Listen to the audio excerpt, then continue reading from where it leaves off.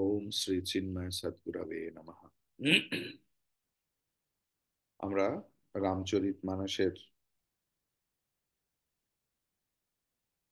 অযোধ্যা কাণ্ডের 129 দোহা পর্যন্ত আলোচনা করেছি এবং আজকে তারপরের চৌপাই থেকে শুরু করব। 129 দোহাটা কি ছিল আমাদের? সবু করে মাগহি এক ফলু,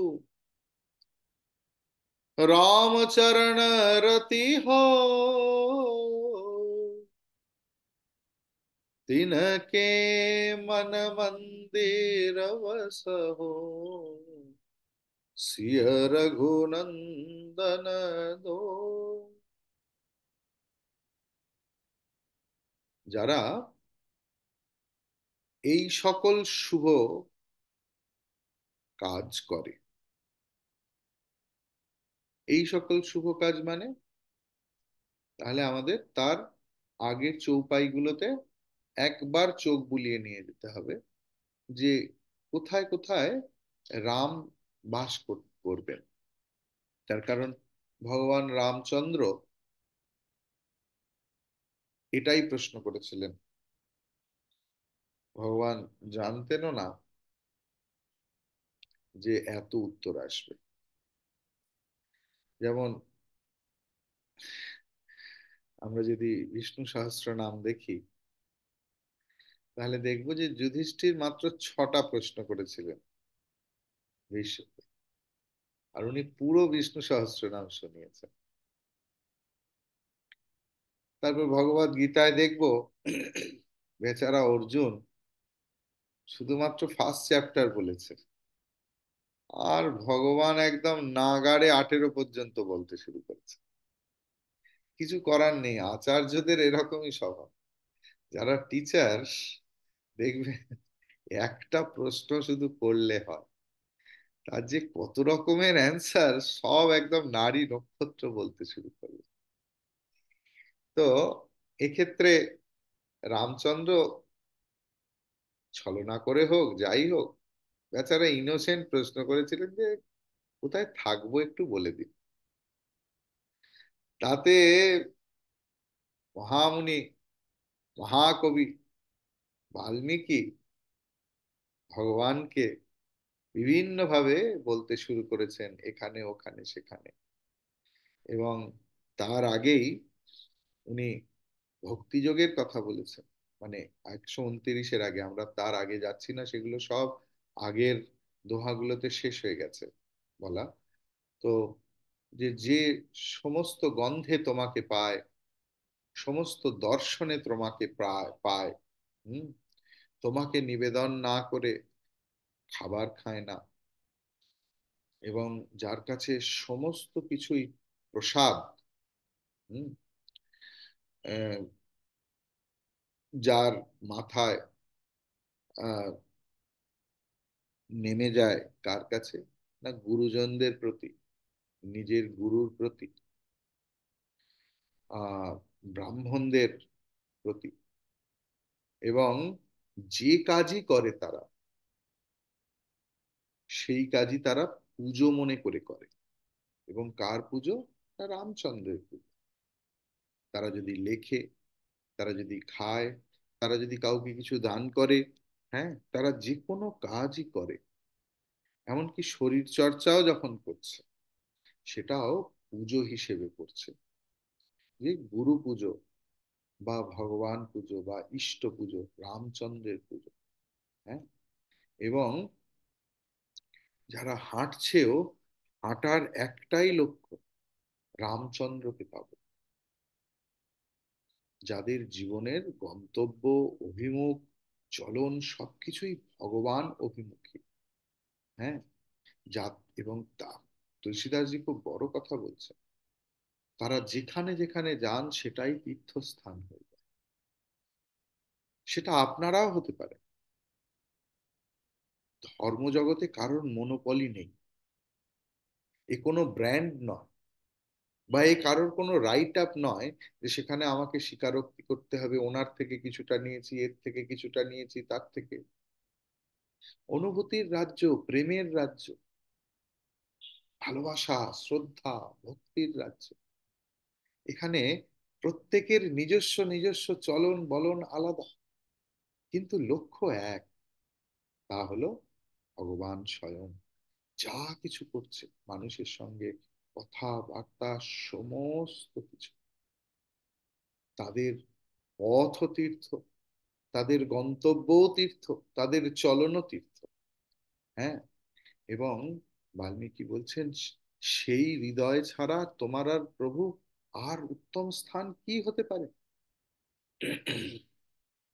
যারা সর্বদা প্রভুর নাম করছে, দুরকম ভাবে এটাকে নেওয়া যেতে পারে।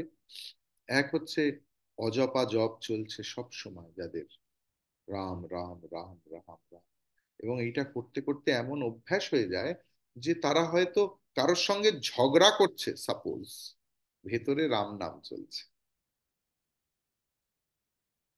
জাস্ট বিষয়টা বোঝার চেষ্টা করুন, এটাকে খুব ক্রিটিক্যালি অ্যানালিসিস করবেন না যে তাহলে ভক্ত ঝগড়া করবে কি করে। আমি জাস্ট এক্সট্রিম উদাহরণ দেওয়ার চেষ্টা করছি যে অজপা জপ কাকে বলে, অথবা যাদের প্রত্যেকটা শব্দ, তাদের মুখনিসৃত প্রত্যেকটা শব্দই যেন রাম নামের জপ হচ্ছে। এত মিষ্টি মিষ্টি সাধুরা আছে, আপনারা কল্পনা করতে পারবেন না।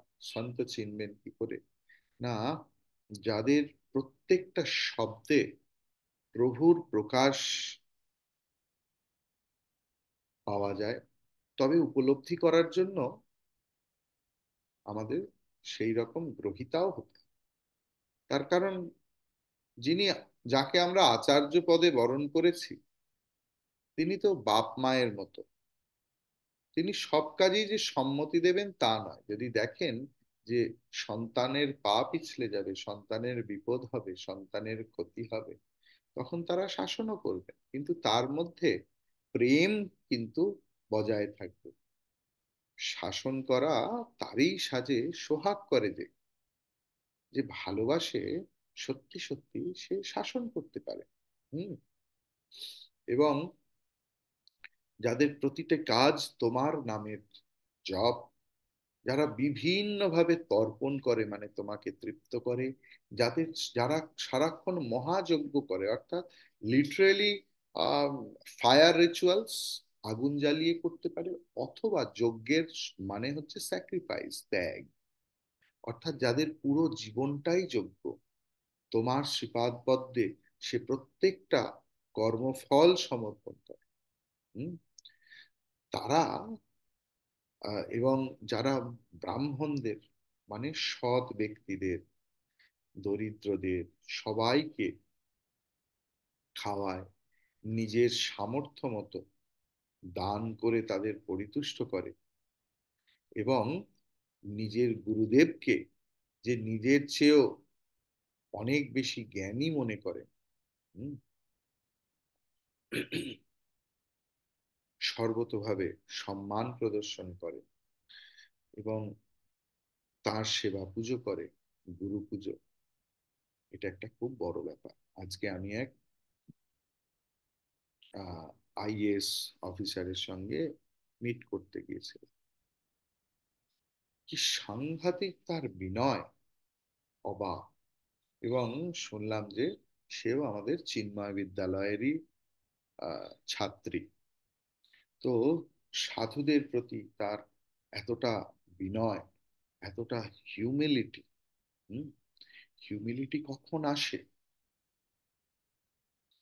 না, যখন স্বরূপ জানতে পারে।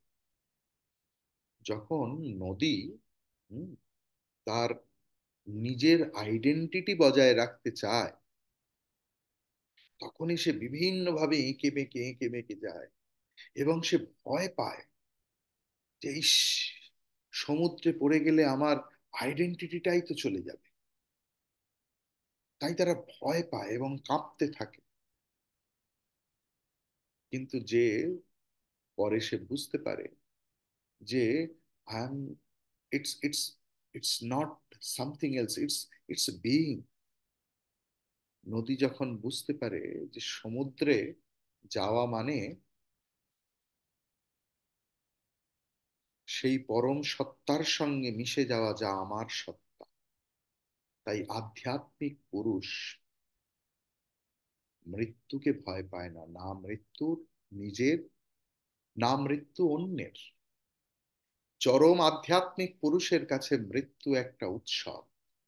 সে বোঝে যেরকম নদী বিভিন্ন ভাবে সমুদ্রে মিশে যাচ্ছে, ঠিক তেমনি আমরাও আপন আপন আপন আপন গতিতে আমাদের স্বরূপের সঙ্গে মিলে যাচ্ছি।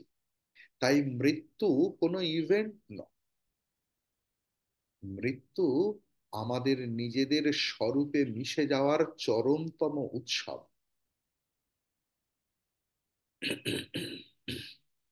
গতকাল এক ভদ্রলোক প্রশ্ন করছিলেন যে আচ্ছা, আপনার এই আধ্যাত্মিক জীবনে আপনার আহ, কি উপকার হয়েছে, আপনার ভগবান লাভ হয়েছে অমুক। আমি বললাম, দেখুন, আমার হয়েছে কি হয়নি তাতে আপনার কোনো লাভ হবে না। আর আপনি, আপনাকে কিভাবে বোঝাবোই বা, না তাহলে আপনার লাভ কি হলো? আমি বললাম যে আমি মৃত্যুকে ভালোবাসতে শিখেছি। এই পথ আমাকে মৃত্যুকে ভালোবাসতে শিখিয়েছে, যে আমি আমার স্বরূপের কাছে যাব।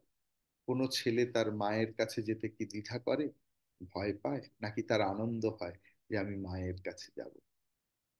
অন্য লোকেদের শঙ্কা হতে পারে, যারা আইডেন্টিফাইড হয়ে আছে। প্রবলেমটা আইডেন্টিফিকেশন। যে মানুষ নিজের শরীরের সঙ্গে খুব আইডেন্টিফাইড, সে মৃত্যুকে ভয় পায়। যে জানে যে আমার সত্তা বিন্দু, এবং মৃত্যু নামক উৎসবে আমি আমার উৎস সিন্ধুতে মিলে যাব, তার কাছে মৃত্যু উৎসব, আনন্দের বস্তু। তো সেই সেই হৃদয়ে যে ব্যক্তি মৃত্যুকে ভালোবেসে মৃত্যুকে জয় করেছে, তার হৃদয়ে, হে ভগবান তুমি সপরিবারে থেকো। এবং যারা এই সমস্ত শুভকর্ম সম্পাদন করে এবং সম্পাদন করে, তারা বাড়ি গাড়ি কিছু চায় না। তারা কি চায়? না, তারা ভক্তি চায়। শ্রীরামচন্দ্রের শ্রীপাদ পদ্মে যারা ভক্তি চায়, আমায় শুদ্ধা ভক্তি দাও, তারা ভালোবেসে আনন্দ পায়।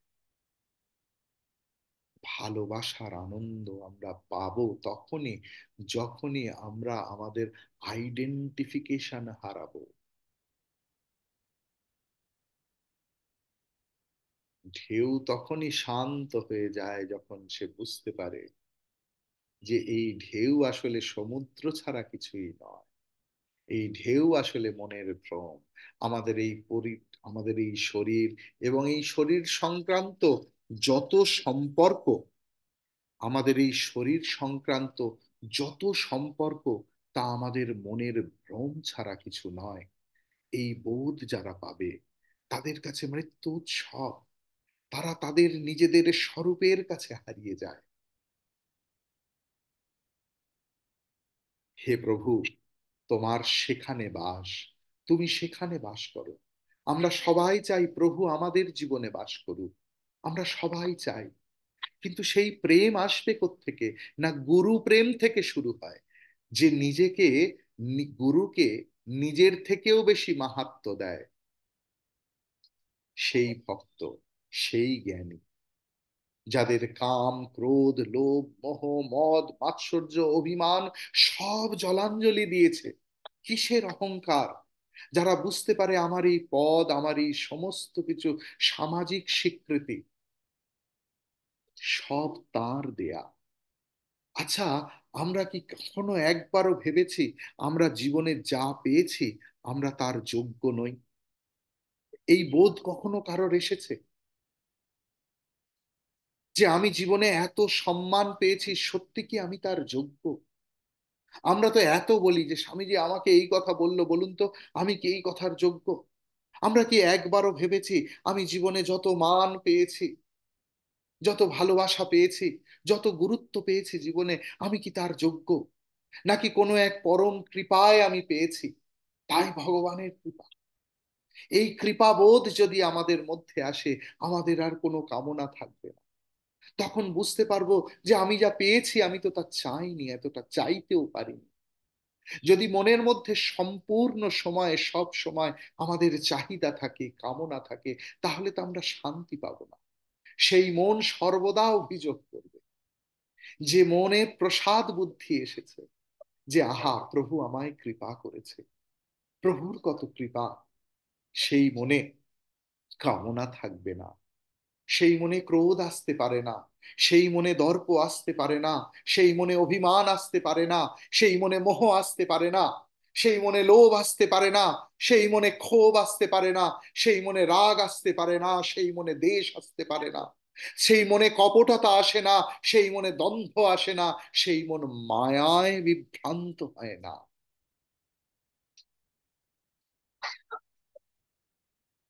সেই মনি ভক্ত।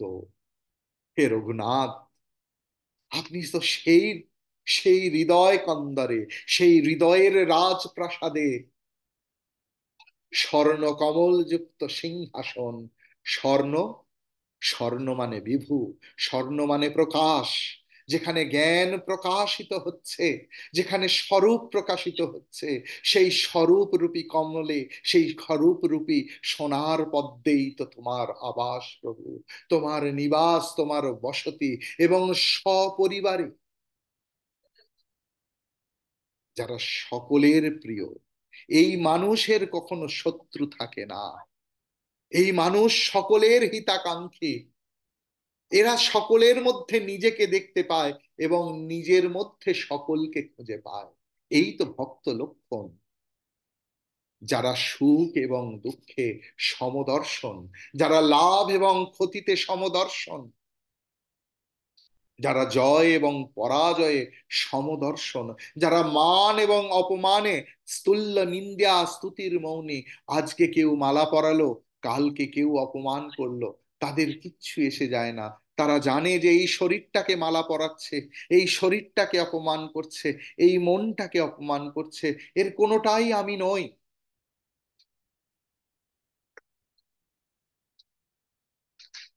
মান অপমানে যারা স্থিতপ্রজ্ঞ কা ভাষা, অর্জুন প্রশ্ন করছে। স্থিতপ্রজ্ঞ মানে যার প্রজ্ঞায় যে স্থির, অর্থাৎ যার প্রজ্ঞা একটাই, ভগবান আমার একমাত্র লক্ষ্য বস্তু। সেখানে কি দুঃখেষু অনুদ্বিগ্ন মানা। দেখুন এখানেও সেই একই কথা, দুঃখে তার কোনো উদ্বিগ্নতা নেই, দুঃখ বলে কোনো বস্তুই নেই। সে বুঝতে পারে কর্মের প্রভাবে, কালের প্রভাবে যেমন ঢেউ উঠছে এবং মিলিয়ে যাচ্ছে, ঠিক তেমনি আমার শরীর সংক্রান্ত যত সম্বন্ধ, যা কিছু তা উঠছে এবং নামছে, উঠছে এবং নামছে। আমিও সমুদ্র, সেই ঢেউ ও সমুদ্র, সমস্ত সম্পর্ক আর আমি এক। এই বোধ যাদের আসে, তাদেরই তো বলছে দুঃখেষু অনুদ্বিগ্ন মনাহা, সুখেষু বিগত স্পৃহা। তাদের আলাদা করে কোনো সুখে স্পৃহা নেই, তারা সর্বদা সুখী। ভীত রাগ ভয় ক্রোধ, তাদের কোনো অনুরাগ নেই। There is no extra passion and there is no adversity. রাগ দ্বেষ ভয় ক্রোধ, যাদের ভয়ও নেই। ভয় কখন থাকে? দ্বিতীয়াদ বৈ ভয়ম ভবতি। যখন আমি দুই দেখি, প্রভু এবং আলাদা কিছু দেখি, তখনই তো আমার মধ্যে ভয় হয়। অ্যাজিটেশন কখন হয়? না যখন ধরুন ঝড়, কোথায় না একটা জায়গা ওপর একটা জায়গা নিচু, সেখানেই তো চলাচল ঘটে। যেখানে দুটোই সমতল, সেখানে কি আর ঝর্ণা বয়? সেখানে তো ভয়ও নেই, সেখানে অ্যাজিটেশনও নেই। আমাদের মনে ভয় আসে কেন? ভয় আসে দ্বিতীয় বুদ্ধি থেকে। তৃতীয়াদ বই ভয়ম ভবতি। যে বস্তু, যে ব্যক্তির কাছে একত্ব, একত্বম অনুপাস্য, সে সমস্ত কিছু এক দেখতে পায়। যারা নির্বিকার মানে অপমানে, যারা সত্য এবং প্রিয় বচন, এটা একটা খুব বড় পয়েন্ট। হ্যাঁ, আমরা অনেকেই গর্ববোধ করি আমি সত্য কথা বলি, বাবা আমি যা শুনিয়ে দিয়ে এসেছি। আপনি তো জানেন স্বামীজি, আমার কাছে কোনো ক্ষমা টমা নেই। আমি সত্য কথা, এটা কোনো বড় কথা না। আমি সত্য কথা বললাম, সেটা কোনো বড় কথা নয়। আমার সত্য কথায় কি অন্যের দুঃখ হলো? উপনিষদ বলছে, শুধু রামচরিত মানস না, মধুবাচম, তাই না? সত্যম বদ প্রিয়ম বদ, সত্যকে প্রিয় করে বলবে। মা বলছেন অপ্রিয় সত্য কথা বলতে নেই, মানে সত্য কথাও অপ্রিয় করে বলতে নেই।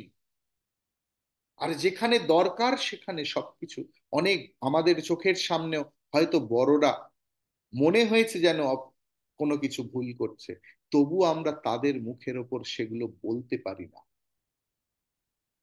আমরা বিচারক নই তো।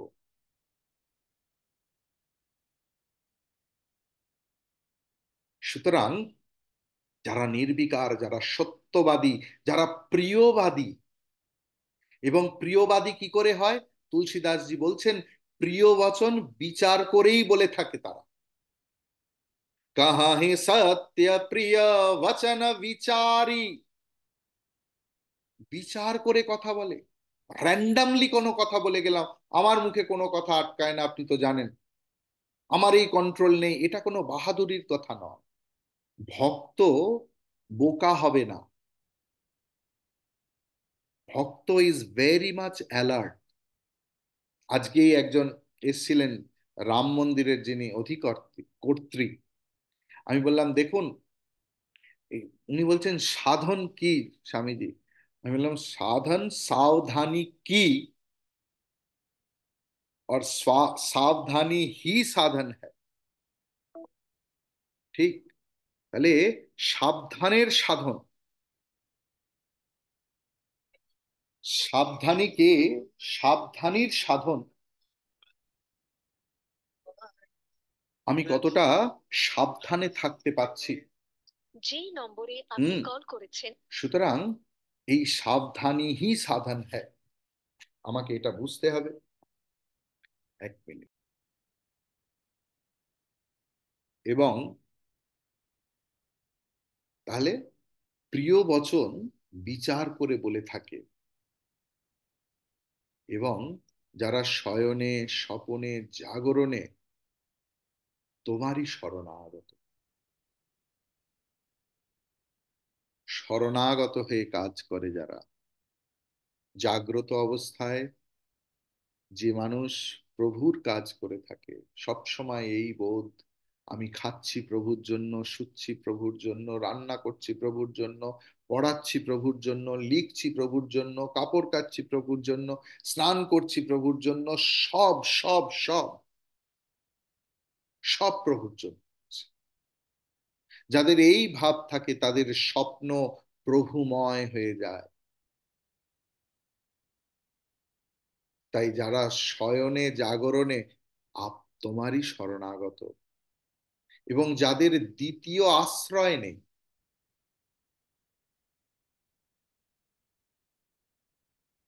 তার কারণ যারা জানে যে আমার আসল পিতা মাতা সব কিছু সেই পরমেশ্বর, সেই মানুষের হতে পারে ফিজিক্যালি তার বাবা মা চলে যেতে পারে কর্মের প্রভাবে, কিন্তু যে ভগবানকে তার বাপ মা বন্ধু সখা, ত্বমেব মাতা চ পিতা ত্বমেব, ত্বমেব বন্ধুশ্চ সখা ত্বমেব, ত্বমেব বিদ্যাম দ্রবিণম ত্বমেব, এই বোধ যার হয়েছে, তুমি মা, তুমি বাবা, তুমি বন্ধু, তুমি সখা, তুমি জ্ঞান, তুমি দ্রব্য, তুমি আমার সারাৎসা,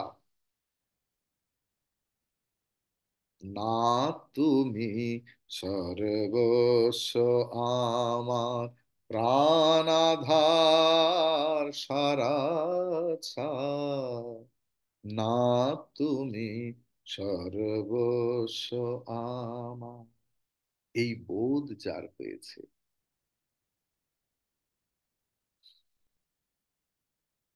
হে ভগবান, হে রাম, তুমি তাদের মনে নিশ্চিন্তে নিত্য বসবাস করতে থাকো। এরকম নয় যে 11 মাসের কন্ট্রাক্ট সাইন হয়েছে, 9 মাস থেকেই নোটিশ চালু হয়ে গেল কবে উঠবে। 11 মাসের কিন্তু। আমার মেয়ে আমেরিকা থেকে আসবে, বলে দিয়েছি এখানে থাকবে। না, নিত্য বসবাস করে, তুমি পার্মানেন্ট এখানে, তুমি আমার পরিবারের লোক। এই রকম হৃদয়ে প্রভু পার্মানেন্টলি বাস করে। এবং তাদের কিরকম দৃষ্টি হয়, না যারা পরনারীকে জন্মদাত্রী মায়ের মতো দেখে, পরের দ্রব্যকে যারা বিষের থেকেও বিষাক্ত মনে করে, যারা অন্যের সম্পত্তি দেখে প্রসন্ন হয়, অন্যের দুঃখ দেখে বিশেষভাবে দুঃখিত হয়, তাদের মন তোমার নিবাসস্থান। स्वामी सखा पितु मातु गुर जिनके सब तुम तात, मन मंदिर तिन्ह के वसहु, सिय सहित दौ भ्रात। হে তাত, হে ভগবান, যাদের স্বামী সখা পিতা মাতা গুরু সব স্বয়ং তুমি, তাদের মন মন্দিরে তুমি সদা বসবাস করো। যারা অন্যের দোষ না দেখে শুধু গুণটুকু দেখে, দোষ দেখায় কৃতিত্ব কিছু নেই। দোষ দেখছি মানে আই এম সুপিরি, আমার এই ফিলিং আছে। হি, যেখানে সব সময় কম্পারেটিভ ডিগ্রি কাজ করছে এবং সুপারলেটিভ ডিগ্রি কাজ করছে, তারা প্রসন্ন হতে জানে। তারা বিভিন্ন কিছু, আমি বলছি না, তুলসীদাসজি বলছে, अवगुण तजे सबके गुण ग्रह गहहि। তুলসীদাসজি বলছেন, মা বলছেন, সমস্ত শাস্ত্রকার, সমস্ত ভগবান, সমস্ত শাস্ত্রে এক কথা। এত কিছু শোনার পরেও যদি আমি আমার জায়গায় স্থির থাকি, কেন ওর দোষ আমি দেখবো না? ওর এটা কি করে দেখবো? আমার নিজের মধ্যে সমস্যা আছে, you have to work on ইট।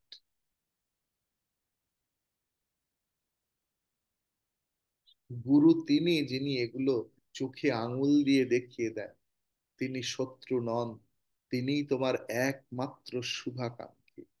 অবগুণ ত্যাজি সব কে গুণ গাহি। যারা অন্যের দোষ না দেখে অন্যের শুধু গুণগুলোকে গ্রহণ করে, আরে দোষ তো আমার নিজের মধ্যেই আছে। আমার কত দোষ সত্ত্বেও আমি আমার নিজেকে ক্ষমা করি তো। আমি একটা শুধু সরি বলে দিই, সরি বাবা, সরি, আমার এটা ভুল হয়ে গেছে। আরো কি দোষ তা আমরা নিজেরা জানি।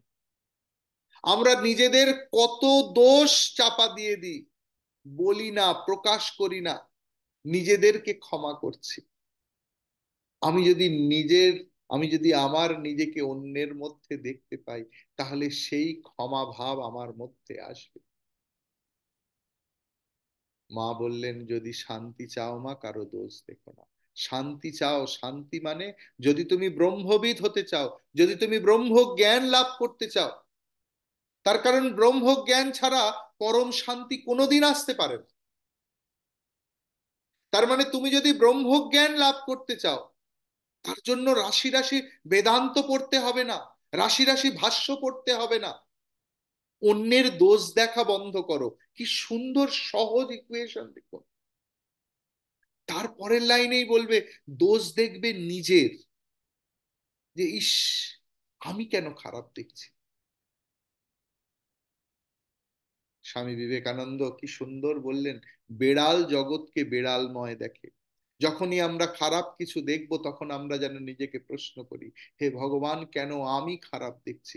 আমার মধ্যে খারাপ থাকলে আমি জগৎকে দেখব। স্বামী বিবেকানন্দ বলছে, দিবাকর চৈতন্য নয়, শাস্ত্র বলছে। তার মানে I have to rectify myself, I have to check my thought process, I have to check my action. এবং যারা গোমাতা, ব্রাহ্মণদের হিতাকাঙ্ক্ষী, গো ব্রাহ্মণ হিতায় চ, জগদ্ধিতায় শ্রীকৃষ্ণায় গোবিন্দায় নমঃ, আছে না মন্ত্রে? যারা গোমাতা ব্রাহ্মণদের হিতাকাঙ্ক্ষী এবং যারা অন্যের সংকট মোচনে সতত যত্নবান। কার কি সংকট হয়েছে, আমি কি কাউকে ফেসিলিটেট করতে পারছি? যারা নীতি নির্ধারণে জগতে সুনিপুণ, তারাই হয়, তারাই নীতি নির্ধারণ করতে পারে। তার কারণ যারা নিয়ম পালন করে, করে করে করে করে যারা মূর্তমান নিয়মে পরিণত হয়েছে, তাদের জীবনই অন্যদেরকে পরিচালনা করে।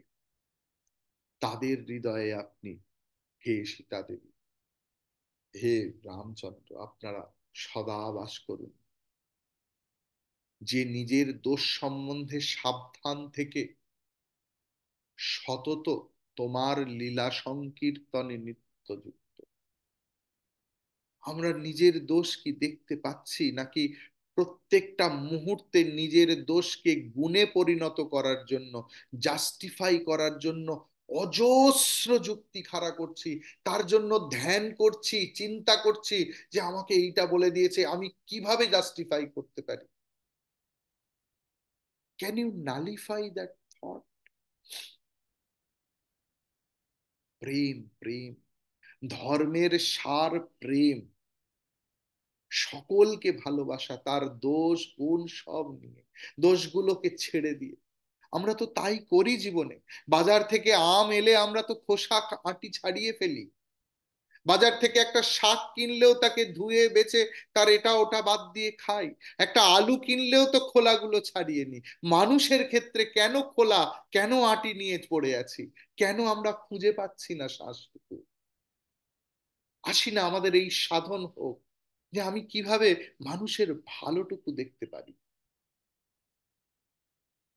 তবে সেই হৃদয়ে ভগবান বাস করবে, না হলে নয়। আমি যত পুজো পাঠ করি, যত শাস্ত্র করি, যা কিছু করি, যত স্পিরিচুয়াল প্র্যাকটিস করি, যদি I can't accommodate every one else equally in my heart, যতক্ষণ না নিজের হৃদয়ে সকলকে স্থান দিতে পারি প্রভু মনে করে, ততক্ষণ প্রভু বসবে না হৃদয় মন্দিরে। খুব সাবধান।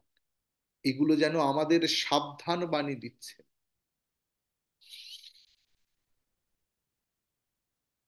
প্রভুর লীলা কীর্তন করে, নিজের দোষ সম্বন্ধে সর্বদা সাবধান, এই কথা বলছেন। গুণ তোমার সমুঝই নিজ দোষা, जे ही सब भांति तुम्हार भरोसा, राम भगत प्रिय लागहि जेई, ते ही उरह वसहु सहित वही दे।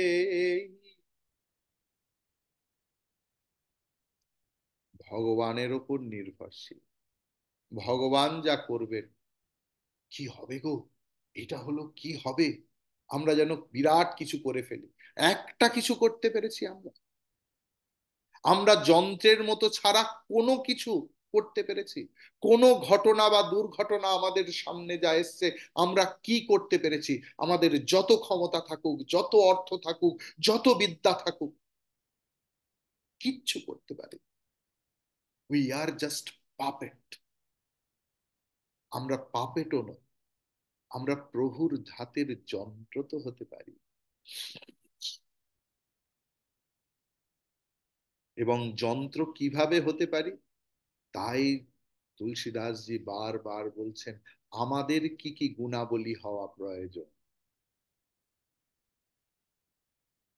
আমরা কি প্রভুর সিদ্ধান্ত মেনে নিতে পারছি? প্রভুর ওপর সম্পূর্ণ নির্ভরশীল হতে পারছি?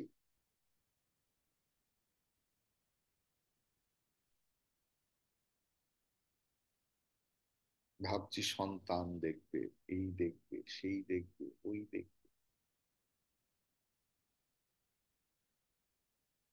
धन लक्ष करोड़ कमायो जी। ধন লক্ষ করোড় মানে শুধু পয়সা নয়, লোক লস্কর মান সম্ভ্রম, अंत समय नहीं एक अधेला। অন্ত সময় একটা আদলা পয়সাও নেই, প্রভু আছেন শুধু। মাছেন আমি আছি, ভাবনা কি আর আছে আমার, মায়ের হাতে খাই পরি, মায়ের হাতে খাই পরি, মানিয়েছেন আমার ভাই, মাছের আ আমি আছি, ভাবনা কি আর আছে আমার। এই ভাব একজন ভক্তের, আমি আর আমার ঈশ্বর আছি। জাতি, ধর্ম, বর্ণ, ধন, সম্পদ, খ্যাতি, প্রিয়, পরিবার আর সমস্ত সুখভোগ্য আবাস সব ত্যাগ করো। স্বামী বিবেকানন্দ বড় অদ্ভুত সুন্দর বলছেন, we have to reach over there where neither the Veda exists nor the Quran nor the Bible. আমাদের বেদের পারে যেতে হবে। বেদে ব্রহ্মের কথা বলা আছে, আমাদের পরম ব্রহ্মকে প্রাপ্ত করতে হবে। আমাদের কোরআন বাইবেলে শাস্ত্রের বাইরে পৌঁছতে হবে। সেটা প্রেম ছাড়া আর কিছু নেই। যেই সব ছেড়ে সাধনায় নিমগ্ন হয়, যা যে তোমাকেই নিজের চিত্তে ধারণ করে হে রঘুনাথ, তার হৃদয়ে সতত বাস করুন। যে সর্বত্র ধনুর্ধারী তোমাকে প্রত্যক্ষ করে স্বর্গ, নরক এবং মোক্ষে সমজ্ঞান ধারণ করে।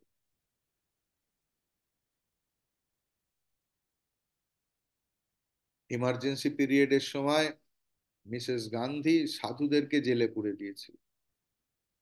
কি মজা তাদের! তারা জেলের মধ্যে সৎসঙ্গ আর কীর্তন শুরু করে দিয়েছে।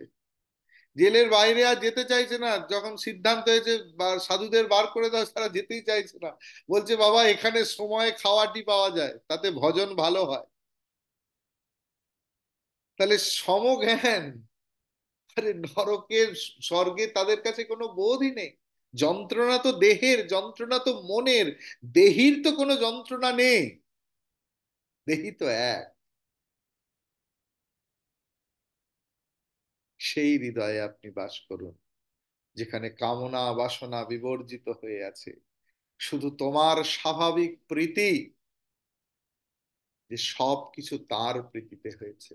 আমি এটা হারিয়েছি, না না, এটা প্রভুর প্রসাদ। আমি এটা পেয়েছি, প্রভুর প্রসাদ। এই বোধ যার এসেছে, সেই হৃদয় তোমার উত্তম নিবাস স্থান।